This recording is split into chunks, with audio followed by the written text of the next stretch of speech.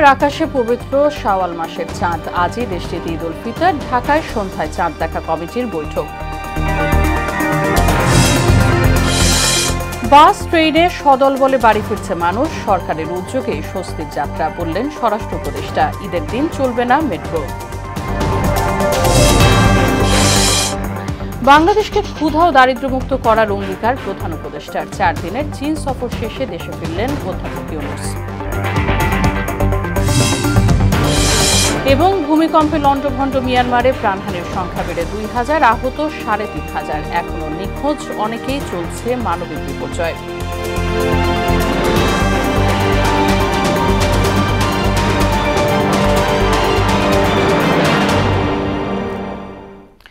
আসসালামু আলাইকুম, সবাইকে স্বাগত। বহনা সংবাদে শুনছিলেন শিরোনাম, পুরো সংবাদের সঙ্গে আছে বাসিদা সুলতানা রিঙ্কু। বিস্তারিত। পবিত্র মাহে রমজান মাসের শেষ প্রহরের মুসলমানদের মধ্যে ঈদ উল ফিতর উদযাপনের আনন্দ ছড়িয়ে পড়েছে সবখানে। দীর্ঘ 1 মাসের সিয়াম সাধনার পর সৌদি আরবে ঈদ উল ফিতরের চাঁদ দেখা গেছে। ফলে সৌদি আরবে আজ উদযাপন করা হবে ঈদ উল ফিতর। স্থানীয় সময় শনিবার 2 মসজিদ ভিত্তিক ওয়েবসাইট ইনসাইড দ্য হারমাইনে তথ্য জানিয়েছে। এদিন সন্ধ্যায় সৌদি আরবের বিভিন্ন অঞ্চল থেকে খবর আসে চাঁদ দেখা গেছে এবং তাই দেশটিতে আজ উদযাপন করা হবে পবিত্র ঈদ উল ফিতর। এদিকে আজ সন্ধ্যায় বৈঠকে বসবে জাতীয় চাঁদ দেখা কমিটি। শনিবার ইসলামিক ফাউন্ডেশন এক সংবাদ বিজ্ঞপ্তিতে এই তথ্য জানিয়েছে। বিজ্ঞপ্তিতে জানানো হয়, সন্ধ্যা 6:30টায় বায়তুল মোকাররম জাতীয় মসজিদে ইসলামিক ফাউন্ডেশনের সভাকক্ষে বৈঠকটি অনুষ্ঠিত হবে। এতে সভাপতিত্ব করবেন ধর্ম বিষয়ক উপদেষ্টা ডক্টর আ.ফ.ম. খালিদ হোসেন। দেশের আকাশে শাওয়াল মাসের চাঁদ দেখা গেলে সংশ্লিষ্ট ব্যক্তিদের নির্ধারিত টেলিফোনে কল করার অনুরোধ জানিয়েছে ইসলামিক ফাউন্ডেশন। প্রিয়জনের সঙ্গে ঈদ কাটাতে বাড়ি ফিরছেন মানুষ। রেল স্টেশন ও বাস টার্মিনালে ঘরমুখো মানুষের ভিড়। এবারে ঈদযাত্রা বেশ স্বস্তিতেই কেটেছে। সরকারের উদ্যোগের ফলে ঈদযাত্রা স্বস্তির হচ্ছে বলে দাবি করেছেন স্বরাষ্ট্র উপদেষ্টা। এদিকে ট্রেন যাত্রায় ভোগান্তি না থাকলেও অনলাইনের টিকিট ব্যবস্থাপনা নিয়ে বিস্তর অভিযোগ রয়েছে যাত্রীদের। আরও জানাচ্ছেন উষা ফিরদৌস। কমলাপুর প্ল্যাটফর্ম জুড়ে ঘরমুখো মানুষের ঢল। যান্ত্রিক শহর ছেড়ে নিড়ে ফেরার আনন্দে উচ্ছ্বসিত তারা। এই প্রথমবার স্বস্তির ভ্রমণ, এ যেন এক অন্যরকম অনুভূতি। শিডিউল বিপর্যয় ট্রেন যত টাইমে আসতেছে এবং যত টাইমে প্ল্যাটফর্ম ত্যাগ করতেছে এবং গন্তব্যস্থানে যত টাইমে পৌঁছার চেষ্টা করতেছে। আগে প্রচুর জ্যাম ছিল, মানে ট্রেনের সিট পাওয়াটাই খুব কষ্ট ছিল। আর এবার তো রিল্যাক্স, কোনো তাড়াহুড়া নাই। এবার তো শিডিউল বিপর্যয় নাই, এখন 8, 9টা 10 হয়তো বা ছাড়বে। খুব ভালো লাগতেছে আর কি। যাত্রায় স্বস্তি থাকলেও অন্তহীন ভোগান্তি রেলের অনলাইন টিকিট ব্যবস্থাপনায়। অনলাইনে সরাসরি টিকিট কিনতে না পেরে কালোবাজারিদের ধারস্থ হয়ে প্রতারণার শিকার হচ্ছেন অনেকে। আমার তো টিকিট কাটতে পারতেছি না ট্রেনের, আমি তো অনলাইনে কিছু বুঝি না ওগুলা। কিছু যাত্রী অসাধু কিছু দোকানদার বা ফেসবুক অনলাইন পেজ থেকে টিকিট ক্রয় করে ঢোকার চেষ্টা করছে। আসলে এই টিকিটগুলা আমরা যখন ভেরিফাই করছি পস মেশিনের মাধ্যমে, এই টিকিটগুলা তথ্যের সাথে মিল পাচ্ছি না। 8টা বাজার সাথে সাথেই ঢুকেছি, বাট সিট দেখাচ্ছে অনেক, কিন্তু হচ্ছে যখন আমি ক্লিক করতেছি সাথে সাথে সার্ভার ডাউন দেখাচ্ছে। ঢুকার পরে যেটাতে ক্লিক করে দেখি ঢুকলেই সবগুলো হচ্ছে বুকিং হয়ে যায়। বাসেও নেই শিডিউল বিপর্যয়, নেই বাড়তি ভাড়ার অভিযোগ। এমন ঈদ যাত্রায় খুশি সবাই। সব সময় এখান থেকে আমি যাই গাড়ি নির্দিষ্ট সময় ছাড়ে। এবারকার ছুটিটা একটু লং টাইম, তো এই কারণে হয়তো বা এরকম হইতে পারে। অতিরিক্ত ভাড়া না, পার কিলোমিটার হিসেবে আমাকে 755 টাকা ভাড়া। এদিকে গাবতলী আন্ত বাস টার্মিনাল পরিদর্শন করেন স্বরাষ্ট্র উপদেষ্টা জাহাঙ্গীর আলম। পরিদর্শন শেষে গণমাধ্যমের মুখোমুখি হন তিনি। নির্ধারিত যে ভাড়া আছে ওই ভাড়াই কিন্তু সবাই এখনো যাচ্ছে। 2-1টা ছোটখাটো কমপ্লেইন আছে, ওটার এগেইনস্টে আমরা অলরেডি ব্যবস্থা নিচ্ছি। সরকারের ব্যবস্থাপনা ছিল দেখেই কিন্তু এই স্বস্তিতে হচ্ছে। ঈদে ফাঁকা ঢাকার নিরাপত্তা নিশ্চিতে আইন শৃঙ্খলা বাহিনী সচেষ্ট থাকবে বলেও জানান তিনি। আপনারা যেন ভালোভাবে যেতে পারেন, আপনার বাসা বাড়ি যেন সুরক্ষিত থাকে, এই জন্য সব ধরনের ব্যবস্থা নেওয়া হয়েছে। ঈদ উদযাপন ঘিরে কোনো ধরনের নাশকতার হুমকি নেই বলেও জানান উপদেষ্টা। জনগণ মোকাবিলা করলে কোনো ষড়যন্ত্র কেউ করতে পারবে না। উষা ফেরদৌস, মোহনা সংবাদ, ঢাকা। ঈদের দিন গণপরিবহন মেট্রো রেল চলাচল বন্ধ রাখার ঘোষণা দিয়েছে Dhaka mass transit company limited DMTCL কর্তৃপক্ষ। শনিবার ডিএমটিসিএল এর ভেরিফাইড ফেসবুক পেজ থেকে তথ্য জানা গেছে। এতে বলা হয়েছে শুধুমাত্র ঈদের দিন মেট্রো রেল চলাচল বন্ধ থাকবে, অন্য দিনগুলোতে যথানিয়মেই মেট্রো রেল চলাচল অব্যাহত থাকবে। গত ঈদুল আজহার দিনেও মেট্রো রেল চলাচল বন্ধ ছিল। জাতীয় ঈদগায় ঈদের জামাত হবে সকাল 8:30টায়। বৈরী আবহাওয়া থাকলে প্রধান জামাত হবে সকাল 9টায় বায়তুল মোকাররম মসজিদে। সেখানে অংশ নেবেন রাষ্ট্রপতি মোহাম্মদ শাহাবুদ্দিন ও প্রধান উপদেষ্টা ডক্টর মোহাম্মদ ইউনুস। শনিবার সকালে ঈদগাহ পরিদর্শন শেষে এসব কথা জানান ঢাকা দক্ষিণ সিটি কর্পোরেশনের প্রশাসক মোহাম্মদ শাহজাহান মিয়া। বলেন, ঈদ জামাতে এবার 35,000-এরও বেশি মানুষ অংশ নেবে। নারীদের জন্য রয়েছে আলাদা ব্যবস্থা। আমাদের এই ঈদগাহে প্রায় 35,000 মুসল্লি ঈদের নামাজ আদায় করতে পারবেন, সেরকম প্রস্তুতি আমাদের আছে। সার্বিক নিরাপত্তা নিশ্চিত করতে পুলিশ, র্যাব এবং অন্যান্য আইনশৃঙ্খলা বাহিনীর মোতায়েন থাকবে। ঈদের জামাত সময় নির্ধারণটা এটি আন্তঃ মন্ত্রণালয়ের একটি বৈঠকে নির্ধারণ করা হয়েছে, বিশেষ করে ধর্ম মন্ত্রণালয়ের তরফে। তো এটি আমরা 8:30টায় নির্ধারণ করেছি। ঈদ ঘিরে নতুন নোটের রমরমা বাণিজ্য চলছে রাজধানীতে। মতিঝিল এলাকায় 10 টাকার এক বান্ডেল নতুন নোট বিক্রি হচ্ছে 1700 টাকায়। এতে ক্ষুব্ধ প্রতিক্রিয়া জানিয়েছেন সাধারণ মানুষ। আর নতুন নোটের সরবরাহ কম থাকায় বিনিময় মূল্য বেড়েছে বলে যুক্তি বিক্রেতাদের। আরও জানাচ্ছেন ওবায়দুল হক মারুফ। ঈদ সালামিতে নতুন নোটের বিকল্প নেই, এজন্য অনেকেই ফুটপাতের দোকান থেকে নতুন নোট সংগ্রহ করেন। কেন্দ্রীয় ব্যাংক এলাকায় দেখা গেছে 10 টাকার এক বান্ডেল নতুন নোট বিক্রি হচ্ছে 1700 টাকায়। গত ঈদে যা ছিল 1200 টাকা। ক্ষোভ থাকলেও ঈদ সালামিতে প্রিয়জনদের মুখে হাসি ফোটাতে প্রায় দ্বিগুণ দামে এসব নোট কিনছেন অনেকেই।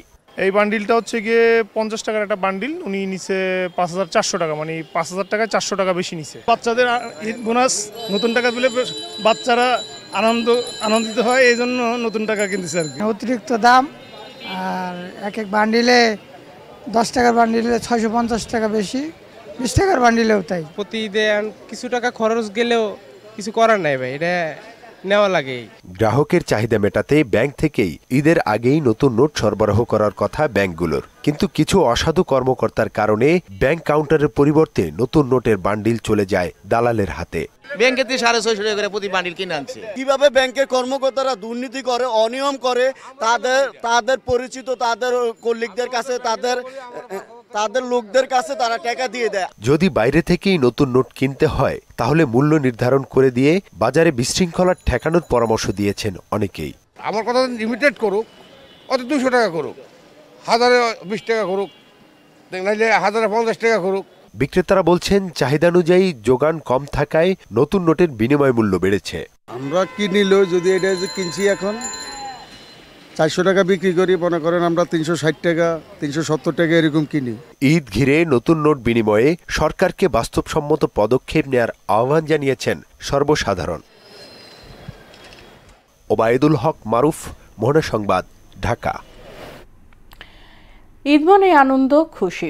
গায়ে নতুন জামা জড়িয়ে নামাজ শেষে কোলাকুলি আর শুভেচ্ছা বিনিময়। খাবারের তালিকায় সেমাই, ফিরনি, মাংস, পোলাও সহ হরেক রকমের পদের সমারোহ। তবে উপাদেয় এসব খাবারের সাধ্যে সামান্য এদিক ওদিক হলেই দিনটা মাটি। দেখা দিতে পারে পেটের পীড়া সহ গ্যাসের সমস্যা। চৈত্রের গরমে ঈদ ভারী খাবারের বিষয়ে সতর্ক থাকার পরামর্শ দিয়েছেন পুষ্টিবিদরা। মনিরুল ইসলামের প্রতিবেদন। বছরে ঈদ আসে দুবার। দিন দুটিতে প্রতিটি মুসলমানের ঘরে বিরাজ করে অন্যরকম আনন্দ। টানা 1 মাসের সংযম শেষে রোজার ঈদের দিনটি যেন প্রশান্তি নিয়ে আসে। মাত্রা ছাড়া আনন্দ যেমন থাকে, তেমনি থাকে এলোমেলো খাবারের সমাহার। রসনাবিলাসে বাঙালির আকর্ষণ স্বভাবজাত প্রবৃত্তি। ঈদে এ মাত্রাটা বেড়ে যায় কয়েক গুণ। খাবারের স্বাদে একটু এদিক সেদিক হলে এখানেই ঘটতে পারে ঘোর বিপত্তি। চৈত্র মাসে ঈদটা পড়ছে, এ সময় দেখা যাচ্ছে খাদ্যাভ্যাসের দিকে একটু বিশেষ নজর দিতে হচ্ছে। 1 মাস রোজা রাখার পর ঈদের দিন খাবার নিয়ে সচেতন না হলে বদহজম, কোষ্ঠকাঠিন্য, অ্যাসিডিটি সহ নানান রোগের আশঙ্কা থাকে। দীর্ঘ 1 মাস রোজা রাখার পর আমরা একটা নিয়মে থাকি। এখন যখন ঈদকে কেন্দ্র করে আমাদের খাদ্যাভ্যাসের পরিবর্তন হয়ে থাকে, এর জন্য বিশেষ নজরদারি দেওয়া দরকার, তা না হলে শরীরের দিকে ব্যাপক ক্ষতি পড়তে পারে। ঈদের দিন সকালে হালকা খাবার গ্রহণ করা উচিত। চাল, গুড় আর দুধের ফিরনির পাশাপাশি প্রোটিন সমৃদ্ধ খাবার খাওয়াই উত্তম। দুপুরে বেশি পদের খাবার না রাখাই ভালো। সম্ভব হলে মাংস পরিহার করে মাছের চপ, দোলমা, কোরমা আর কাবাব খেলে শরীরের ভারসাম্য বজায় থাকবে। পাশাপাশি শরবত ও বিভিন্ন ফলের রস পান করা জরুরি। ভারী খাবারের সাথে ফাইবার জাতীয় খাবারগুলো রাখার জন্য, যেমন সালাদ এবং সবজি এবং ফলমূল পর্যাপ্ত পরিমাণে রাখা, যেটি মৌসুমি ফলগুলো এখন আমাদের পাওয়া যাচ্ছে, তরমুজ, আনারস, বেল, এই টাইপের ফলগুলো রাখলে শরীর ঠান্ডা এবং সতেজ থাকবে। সারাদিন খাবারের সঙ্গে কাটানোর পর রাতে মেনু ছোট করার পরামর্শ দিয়েছেন পুষ্টিবিদরা। রুটি বা সাদা ভাতের সঙ্গে মুরগি বা গরুর কাবাব কিংবা সবজি বা মাংসের অন্য কোনো রেসিপি থাকতে পারে। মূল কথা, ঈদে সুস্থ থাকতে বদহজম হয় এমন খাবার থেকে দূরে থাকার পরামর্শ দিয়েছেন পুষ্টিবিদরা। সব খাবার একসাথে খাওয়া যাবে না, খাবারটাকে আসলে ভাগ করে খেতে হবে। সেটা 5 বেলায় ভাগ করা যেতে পারে এবং একটু একটু পরিমাণে। এবং অ্যাক্টিভিটির যে কথাটা বলবো, 40 মিনিট বা 30 মিনিট হাঁটার অভ্যাসটা রাখতে হবে। মনিরুল ইসলাম, মোহনা সংবাদ, ঢাকা। তরুণদের লক্ষ্য নতুন বাংলাদেশ গড়া, এমন মন্তব্য করে প্রধান উপদেষ্টা ডক্টর মোহাম্মদ ইউনূস বলেছেন, দেশ থেকে দারিদ্র্য দূর করাই এখন প্রধান অগ্রাধিকার।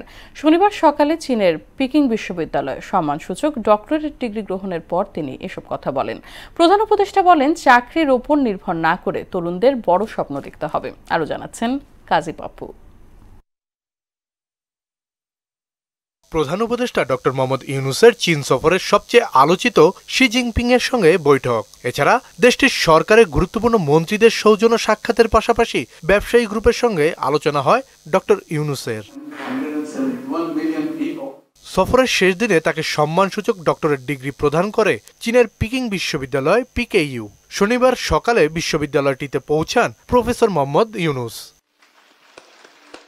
বিশ্ববিদ্যালয়টিতে ভাষণ দেন তিনি। অভ্যুত্থান পরবর্তী প্রেক্ষাপট এবং বাংলাদেশ ঘিরে তরুণদের স্বপ্ন তুলে ধরে প্রধান উপদেষ্টা বলেন, সামনে এগিয়ে যাওয়ার পথে অসংখ্য বাধা, তা কাটিয়ে উঠতে দেশের সব নাগরিকদের অংশগ্রহণ জরুরি।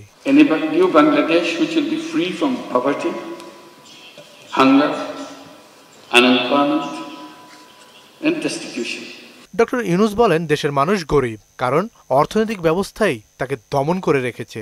জনগণের সকল সমস্যার মূলে এটি। We are embarked on a series of reforms to make governance transparent and democratic, to ensure economic policies which are inclusive, and to guarantee that every individual has equal opportunity to flourish. Our goal is definite. Our work plan is exhaustive. For building a stronger and more resilient Bangladesh, কেবল চাকরির আশায় বসে না থেকে উদ্যোক্তা হওয়ার মানসিকতা তৈরি করতে তরুণদের প্রতি আহ্বান জানান প্রধান উপদেষ্টা। Human beings are not born to become job seekers. Job is a wrong idea. Human beings are creative beings. They enjoy doing creative things. Job is a negation of creativity. কাজী পাপ্পু, মোহনা সংবাদ। এদিকে 4 দিনের সরকারি সফর শেষে চীন থেকে দেশে ফিরেছেন প্রধান উপদেষ্টা ডক্টর মোহাম্মদ ইউনূস। শনিবার রাত 8:10 তাকে বহনকারী ফ্লাইটটি হজরত শাহজালাল আন্তর্জাতিক বিমানবন্দরে অবতরণ করে। এর আগে বিকেল 3টায় চায়না সাউদার্ন এয়ারলাইন্সের বিশেষ একটি ফ্লাইটে বেইজিং ক্যাপিটাল আন্তর্জাতিক বিমানবন্দর থেকে ঢাকার উদ্দেশ্যে রওনা দেন প্রধান উপদেষ্টা। চীনের রাষ্ট্রপতি শি জিনপিং এর প্রধান প্রোটোকল অফিসার এবং পররাষ্ট্র মন্ত্রণালয়ের সহকারী মন্ত্রী হংলেই বিমানবন্দরে ডক্টর ইউনূসকে বিদায় জানান। যে কোনো ষড়যন্ত্র রুখে দিয়ে গণতন্ত্র প্রতিষ্ঠার লড়াই বিএনপি সফল হবে বলে মন্তব্য করেছেন দলটির মহাসচিব মির্জা ফখরুল ইসলাম আলমগীর। দেশ ও জনগণের স্বার্থে প্রয়োজনে রাজপথে নামার হুঁশিয়ারও দেন তিনি। এ সময় বিএনপি নেতা আমিনুল হক বলেন, নির্বাচনের কথা বললেই সরকারের কয়েকজন উপদেষ্টার গাত্রদাহ শুরু হয়। শনিবার রাজধানীর বেড়াইদে এক অনুষ্ঠানে তারা এসব কথা বলেন। তানজিদ ভুইয়ার প্রতিবেদন।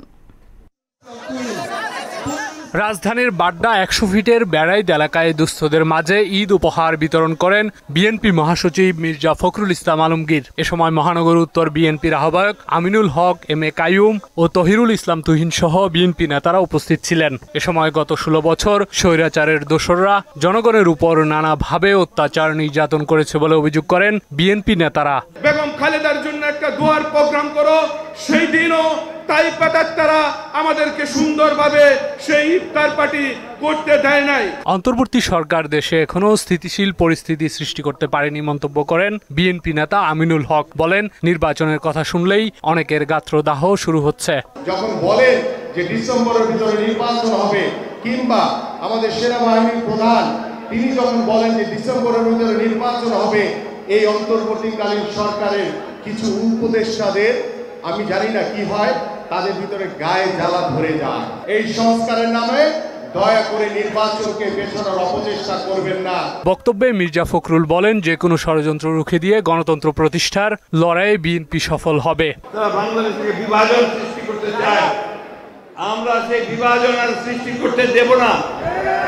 আমরা আমাদের নেতা তারেক রহমান সাহেবের নেতৃত্বে আমরা অবশ্যই সমস্ত জাতিকে ঐক্যবদ্ধ করে আমরা জনগণের সরকার প্রতিষ্ঠা করে, জনগণের পার্লামেন্ট তৈরি করে আমরা দেশের সমস্যাগুলো সমাধান করার চেষ্টা করি। দেশকে গণতান্ত্রিক ধারায় ফিরিয়ে আনতে দ্রুত নির্বাচন দেওয়ার আহ্বান জানান বিএনপি মহাসচিব। আমাদেরকে প্রস্তুত থাকতে হবে, ষড়যন্ত্র হচ্ছে, চক্রান্ত হচ্ছে দেশে বিদেশে, আপনাদেরকে আবার আপনাদের ভোটের অধিকার থেকে বঞ্চিত করবার জন্য।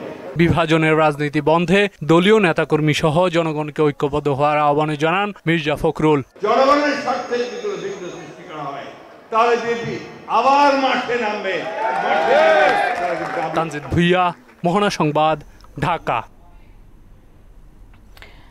দেশের বাইরের খবর। ভূমিকম্পে লন্ডভন্ড মিয়ানমারে মৃতের সংখ্যা বাড়ছেই। শেষ খবর পাওয়া পর্যন্ত নিহতের সংখ্যা প্রায় ২,০০০, আহতের সংখ্যা ৩,৫০০-এরও বেশি। ধ্বংসস্তূপের নিচে আটকা পড়ে রয়েছে হাজার হাজার মানুষ। ভারী সরঞ্জামের অভাবে ব্যাহত হচ্ছে উদ্ধার তৎপরতা। দেশ জুড়ে শুরু হয়েছে মানবিক বিপর্যয়। এদিকে থাইল্যান্ডে ভূমিকম্পে অন্তত ১০ জনের মৃত্যুর খবর পাওয়া গেছে। ইশতিয়াক হোসেনের ডেস্ক রিপোর্ট। মিয়ানমারে শক্তিশালী ভূমিকম্পের পর হু হু করে বাড়ছে মৃতের সংখ্যা। এ পর্যন্ত আহত হয়েছেন ৩,০০০-এর বেশি মানুষ। সেনাবাহিনীর তথ্য মতে নিহতদের বেশিরভাগই মিয়ানমারের দ্বিতীয় বৃহত্তম শহর মান্দালয়ের বাসিন্দা। ভূমিকম্পের পর দেশটিতে দেখা দিয়েছে মানবিক বিপর্যয়। এখনও ধ্বংসস্তূপের নিচে আটকা পড়ে আছেন অনেকে। ভারী যন্ত্রপাতির অভাবে থমকে আছে উদ্ধার তৎপরতা। সবচেয়ে বেশি ক্ষয়ক্ষতি হয়েছে রাজধানী নেপিডোতে। বিবিসি বলছে সেখানে কমপক্ষে ৯৬ জন নিহত হয়েছেন। সাংহাই ১৮ ও মান্দালয় ৩০ জন নিহত হয়েছেন। এর মধ্যে দুটি মসজিদ ধসে পড়ে কমপক্ষে ৩৪ জন নিহত হয়েছেন। জীবিতদের খুঁজে বের করার চেষ্টা করছে উদ্ধারকর্মীরা। এদিকে ভূমিকম্পের সবচেয়ে বড় ধাক্কা লেগেছে প্রতিবেশী দেশ থাইল্যান্ডে। রাজধানী ব্যাংকক সহ উত্তরাঞ্চলের বিভিন্ন শহর গ্রামে প্রাণহানি এবং বেশ ক্ষয়ক্ষতিও হয়েছে। শহর জুড়ে ধসে পড়েছে কয়েকটি বহুতল ভবন। এরই মধ্যে ধসে পড়া ৩০ তলা ভবনে ধ্বংসস্তূপের নিচে ১৫ জনের জীবনের চিহ্ন শনাক্ত করা হয়েছে। ভয়াবহ ভূমিকম্পের পর আঞ্চলিক সহায়তা কার্যক্রম সক্রিয় করেছে জাতিসংঘ। এরই মধ্যে জরুরি ভিত্তিতে চিকিৎসা সরঞ্জাম পাঠিয়েছে বিশ্ব স্বাস্থ্য সংস্থা। এছাড়া ভূমিকম্প পরবর্তী সর্বাত্মক সহায়তা করার প্রতিশ্রুতি দিয়েছে ভারত, ফ্রান্স, ইউরোপীয় ইউনিয়ন এবং বিভিন্ন দাতা সংস্থা। ইশতিয়াক হোসেন, মোহনা সংবাদ। ঈদ সামনে রেখে বৈদেশিক মুদ্রা বাজারে স্থিতিশীলতা ফিরে এসেছে। মূলত প্রবাসী আয় ও রফতানি প্রবৃদ্ধির কারণে গত ২০ মার্চ পর্যন্ত ব্যাংকগুলোতে নেট ওপেন পজিশনে $5.৫ মিলিয়ন পৌঁছেছে, যা মাসের শুরুতে ছিল মাত্র ১৫০ মিলিয়ন। আবার আগের মতো রেমিটেন্স ডলার কেনার প্রতিযোগিতা না থাকায় বাজার স্থিতিশীল হওয়ার একটি কারণ বলে জানান ব্যাংক সংশ্লিষ্টরা। মোহাম্মদ ওয়ালিউল্লাহর প্রতিবেদন। প্রবাসী আয়, যাকে বলা হয় দেশের অর্থনীতির অন্যতম প্রধান চালিকা শক্তি, এটি বৈদেশিক মুদ্রার সরবরাহ যেমন বাড়ায়, তেমনিভাবে মুদ্রাস্ফীতি নিয়ন্ত্রণ ও ব্যাংকিং খাতের স্থিতিশীলতা রক্ষায় ভূমিকা রাখে। কেন্দ্রীয় ব্যাংকের তথ্য মতে প্রবাসী আয় বাড়ায় গেল ৬ মাসে, অর্থাৎ ২৭ মার্চ পর্যন্ত বৈদেশিক মুদ্রার রিজার্ভ দাঁড়িয়েছে $২৫.৪৪ বিলিয়ন। তথ্যমতে মার্চ মাসের প্রথম ২৬ দিনে ব্যাংকিং চ্যানেলে ২৯৪ কোটি মার্কিন ডলার রেমিটেন্স এসেছে, যা গত বছরের একই সময়ের তুলনায় ৮২% বেশি। মাস শেষে এই অঙ্ক ৩০০ কোটি ডলার ছাড়িয়ে যাবে, যা হবে দেশের ইতিহাসে এক মাসে সর্বোচ্চ রেমিটেন্স প্রবাহ। ব্যাংকিং সূত্র বলছে, রেমিটেন্স বাড়তে থাকায় কমছে ডলার সংকট। বাজারে আগের মতো ডলার কেনার প্রতিযোগিতাও নেই। বর্তমানে আন্তঃব্যাংক ডলারের বিনিময় হার ১২২ টাকা। ঈদ ঘিরে নগদ টাকার চাহিদা থাকলেও ব্যাংকে নেই তারল্য ঘাটতি। রপ্তানি উন্নয়ন ব্যুরোর সবশেষ প্রতিবেদন অনুসারে গেল ফেব্রুয়ারিতে বেড়েছে তৈরি পোশাক, কৃষি প্রক্রিয়াজাত পণ্য, প্লাস্টিক পণ্য, হিমায়িত খাদ্য এবং চামড়া ও চামড়াজাত পণ্যের রপ্তানি। আবার রাজনৈতিক অস্থিরতা না থাকায় এবং কেন্দ্রীয় ব্যাংকের কঠোর তদারকিতে কমেছে হুন্ডির প্রবাহ। সব মিলিয়ে ব্যাংকিং চ্যানেলে রেমিটেন্স বেড়ে যাওয়ায় চাঙ্গা হয়েছে বৈদেশিক মুদ্রা বাজার। মোহাম্মদ ওয়ালিউল্লাহ, মোহনা সংবাদ। একটি গোষ্ঠী সংস্কারের নামে নির্বাচন পিছিয়ে দেওয়ার অপচেষ্টা চালাচ্ছে বলে অভিযোগ করেছেন বিএনপির ক্রীড়া বিষয়ক সম্পাদক ও ঢাকা মহানগর উত্তর বিএনপির আহ্বায়ক আমিনুল হক। একটি মহল দেশকে অস্থিতিশীল করতে নানা ষড়যন্ত্র করছে বলে অভিযোগ করেন তিনি। শনিবার সকালে রাজধানীর পল্লবী থানা যুবদলের আয়োজনে ঈদ উপহার বিতরণ অনুষ্ঠানে এসব কথা বলেন আমিনুল হক। আরও জানাচ্ছেন হুমায়ুন কবির। বিএনপির ভারপ্রাপ্ত চেয়ারম্যান তারেক রহমানের নির্দেশে রমজান মাস জুড়ে ঢাকা মহানগর উত্তর বিএনপির পক্ষ থেকে সাধারণ মানুষের মাঝে ইফতার সামগ্রীর পাশাপাশি ঈদ উপহার বিতরণ অব্যাহত রেখেছে সংগঠনটির নেতাকর্মীরা। পল্লবী থানা যুবদলের আহ্বায়ক হাজী নূর সালামের সভাপতিত্বে গরিব অসহায় মানুষের মাঝে সেমাই, চিনি, তেল তুলে দেন ঢাকা মহানগর উত্তর বিএনপির আহ্বায়ক আমিনুল হক। প্রধান অতিথির বক্তব্যে তিনি বলেন, আওয়ামী লীগ সরকার গত ১৭ বছর জনগণ থেকে বিচ্ছিন্ন ছিল। বিএনপি জনগণের দল, মানুষের কল্যাণ করাই দলটির প্রধান লক্ষ্য। গত ১৭ বছর দেখেছি স্বৈরাচার শেখ হাসিনাকে, তারা বাংলাদেশের জনগণ থেকে বিচ্ছিন্ন ছিল। তারা আপনাদের ধারে কাছে কেউ আসে না। বিএনপি যখনই ক্ষমতায় এসছে সবসময় সাধারণ মানুষের পাশে থেকে সাধারণ মানুষের সাথে আলোচনা করে আমাদের রাষ্ট্র পরিচালনা কর্ম পরিকল্পনা করেছে। একটি গোষ্ঠী সংস্কারের নামে নির্বাচন পিছিয়ে দেওয়ার অপচেষ্টা করছে বলে অভিযোগ করেন তিনি। সংস্কার চলমান প্রক্রিয়া, কিন্তু বাংলাদেশের মানুষ একটি অবাধ, সুষ্ঠু, নিরপেক্ষ নির্বাচন দেখতে চায়। সেই নির্বাচনের জন্য বাংলাদেশের মানুষ মুখিয়ে আছে যে কখন তার নাগরিক অধিকার, ভোটের অধিকার তারা প্রয়োগ করবে। কিন্তু একটি মহল, একটি গোষ্ঠী সংস্কারের নামে নির্বাচনকে পিছিয়ে দেওয়ার একটি অপচেষ্টা করছে। সকল ষড়যন্ত্র মোকাবেলা করে ঐক্যবদ্ধভাবে একটি মানবিক বাংলাদেশ গড়ে তোলা হবে বলেও জানান বিএনপি নেতা আমিনুল হক। দেশীয় একটি অস্থিতিশীলতা তৈরি করার জন্য একটি চক্র কাজ করে যাচ্ছে, কিন্তু আপনারা যদি সতর্ক থাকেন, আমরা যদি সতর্ক থাকি, আমরা যদি ঐক্যবদ্ধ থাকি, তাহলে কোনো ষড়যন্ত্র বাংলাদেশের মানুষের আর কোনো ক্ষতি করতে পারবে না। হুমায়ুন কবির, মোহনা সংবাদ, ঢাকা। বিএনপির ভারপ্রাপ্ত চেয়ারম্যান তারেক রহমানের নির্দেশে জুলাই আগস্ট গণঅভ্যুত্থানে আহতদের মাঝে ইফতার সামগ্রী বিতরণ করেছে ছাত্রদল কেন্দ্রীয় কমিটি।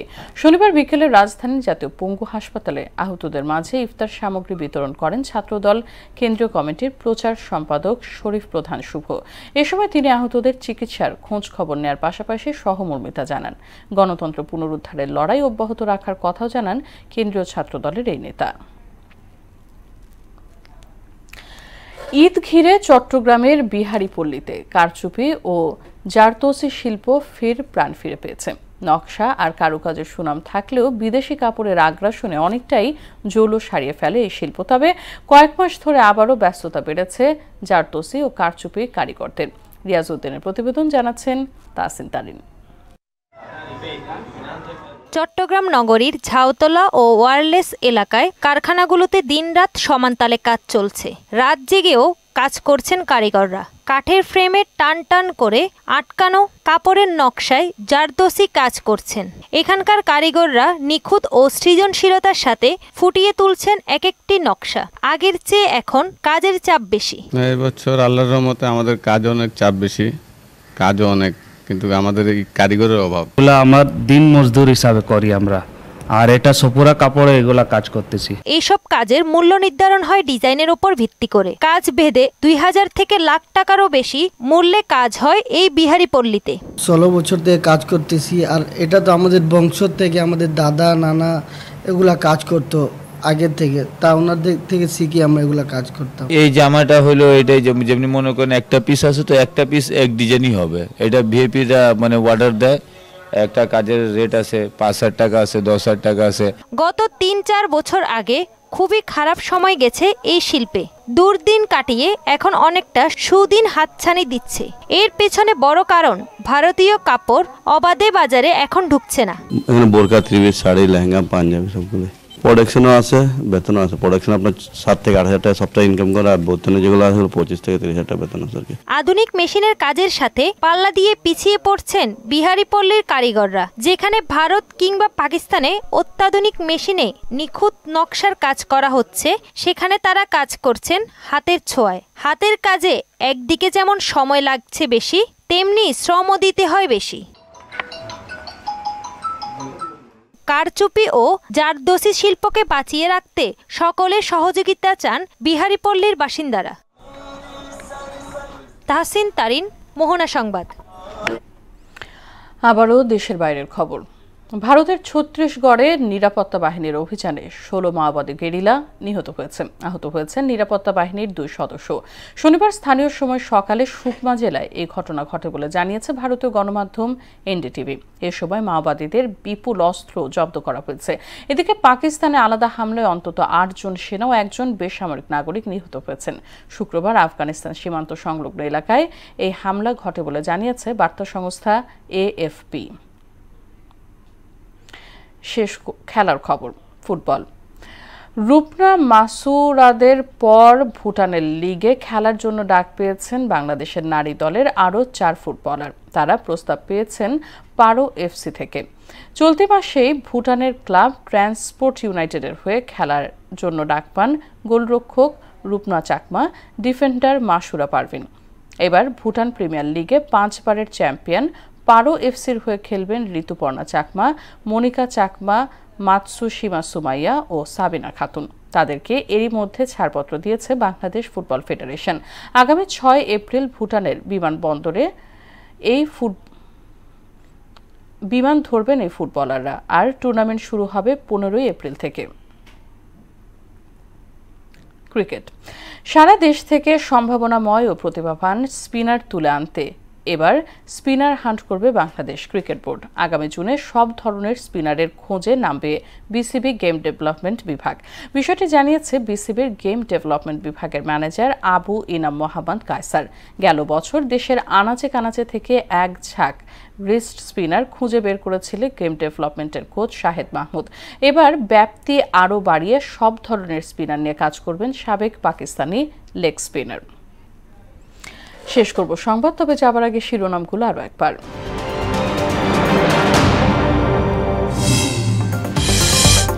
সৌদি আরবের আকাশে পবিত্র শাওয়াল মাসের চাঁদ।